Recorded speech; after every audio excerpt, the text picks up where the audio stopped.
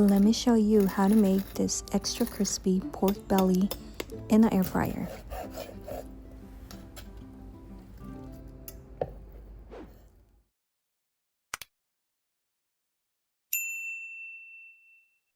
First is the marinade. We'll start with the soy sauce, vinegar, black pepper, Creole seasoning, garlic powder, onion powder,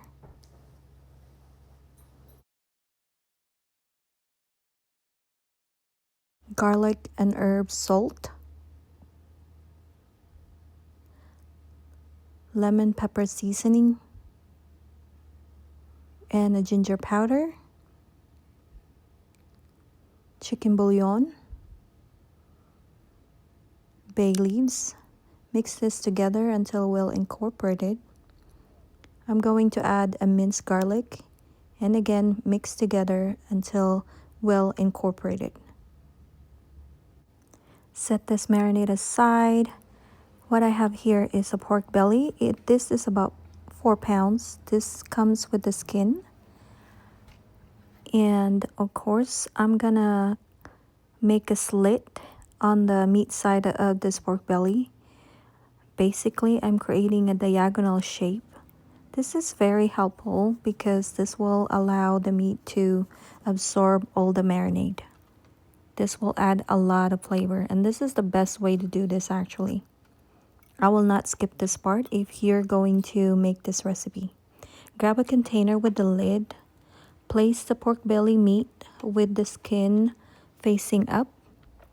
So the main goal here is for the meat side of the pork belly to absorb all that marinade. So it has to face that down and then the skin is facing up.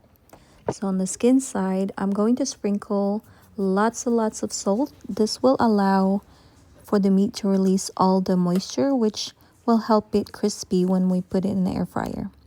Now I'm ready to cook. I'm going to preheat the air fryer 400 degrees for 4 minutes. And now this is the meat that was marinated. I'm going to wipe any moisture from the skin. So you can see there's a lot because I put a lot of salt. So wipe that down. And now just judging on the size of the meat, this is a little bit larger than my air fryer basket. So I'm going to divide this into 3.